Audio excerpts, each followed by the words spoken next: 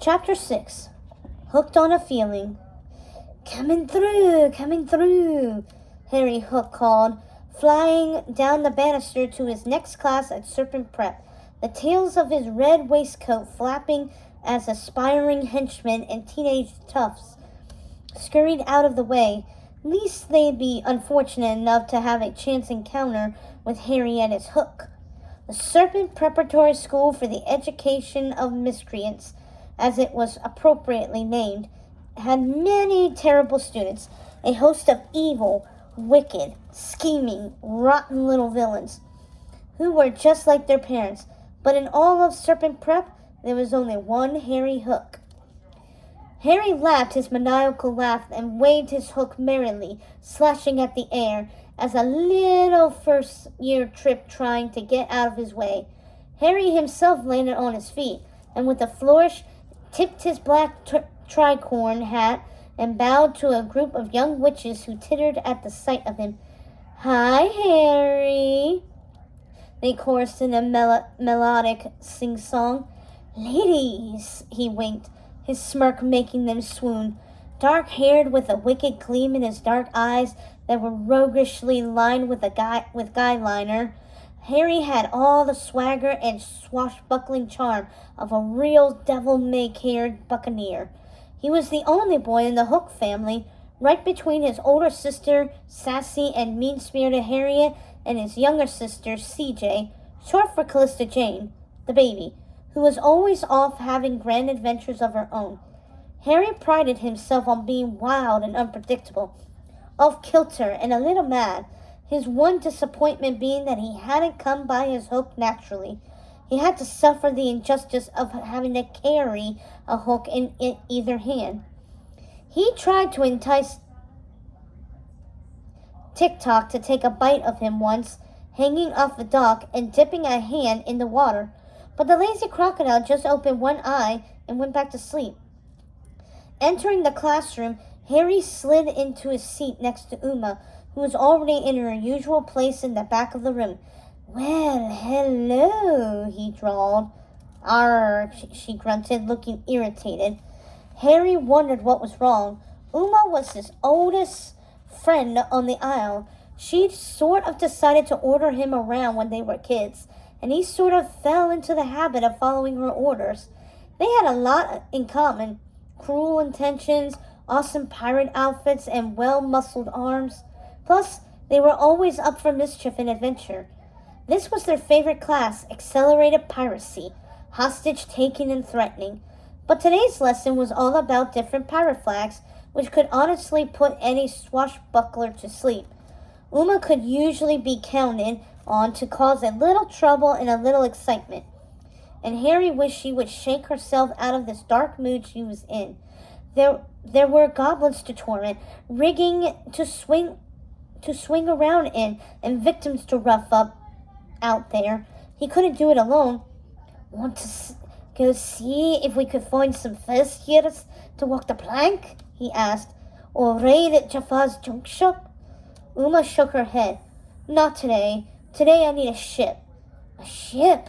What do you need a ship for?" he asked. "We're pirates, Harry." "What kind of pirates don't have a pirate ship?" she said. Uma had a point. A pirate's life on the Isle of the Lost was a bit limit. There was no rich galleons loaded with gold to attack, no merchant ships to hold hostage, no ports to raid. If they had a ship, their pirating would still be restricted. True, but the invisible dome that kept the island apart from the mainland fell a little beyond the immediate shores, which meant a ship could still set sail from one of the island to the other, maybe even to the Isle of the Doomed, the haunted island that nobody visited. "Think of all the awful things we could do if we had a set of sails," said Uma, "especially if we ever got out of the Isle of the Lost. We'd have the freedom to do bad deeds everywhere." That did sound promising, thought Harry. Freedom to rampage and adventure, explore the world and steal its finest treasures. "All right, we need a ship, but where will we get?" he said, just as he remembered a flyer he'd ripped from the school bulletin board earlier that morning. He unfurled it from his pocket, studying it carefully. "Look at this," he said, nudging Uma. It was a ship, or more accurately, a drawing of a ship. A pirate ship with black sails, flying the Jolly Roger and everything. A real beauty. "The Lost Revenge," read Uma. "Good name for a pirate ship," said Harry approvingly. They read the rest of the text together. "Pirate race. First man to reach Dead Man's Cove from the Goblin Wharf wins the Lost Revenge from the one and only Captain Hook. If it floats, use it as a boat. To enter, bring treasure." "This is it," said Uma, eyes alight. "I'm winning that ship." "You?" said Harry, almost choking on the word and falling off his chair.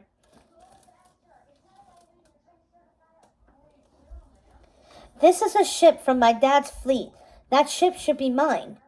Of course his father couldn't just give him the ship, could he? Instead, Captain Hook was using it to amass more bounty.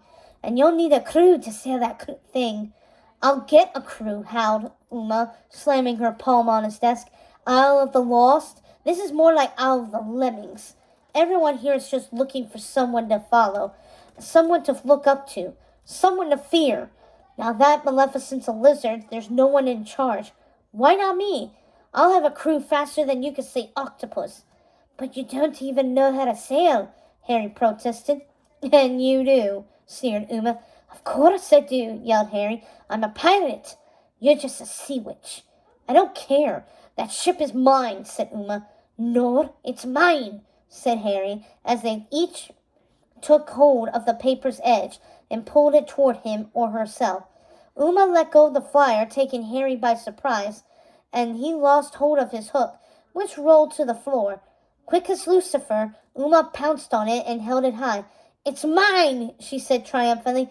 "Give it back," growled Harry, seething. "Oh, I'll give it back, if," Uma said, a dangerous smile creeping on her face. She looked so much like her mother at the moment that it gave Harry chills. "If," he squeaked, "if you or I win this pirate race, I'll give you your hook back," said Uma. "And if we don't, if neither of us win, your hook is gone forever. I'll throw it in the ocean, and if I win, you work for me as first mate. I can't sail a ship, but you can," said Uma. Harry considered the offer. "So if you win or I win, I get my hook back," he said. "And if you win, I have to work for you." "Uh-huh," said Uma with a salty smile. "Like I said, you'll be the first mate on my crew." "If you win," reminded Harry, "if I win, you'll be my first mate." "You're not going to win," said Uma smugly, crossing her arms. "I always beat you." "I might," said Harry. "I'm fast." "Slippery, more like." "Slippery is still fast," Harry said with a winning smile. "So it's a deal?" said Uma, keeping Harry's hook behind her back while she held out her hand. "Deal," said Harry, shaking it. "Now tell me, why do you really need that ship?" He knew Uma well enough to know that she wasn't telling him the whole true story. They'd been pirating all their rotten lives, and she'd never been interested in a pirate ship until today.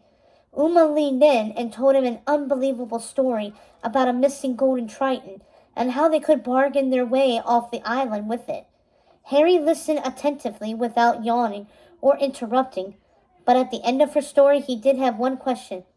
"Okay, say we do get that ship.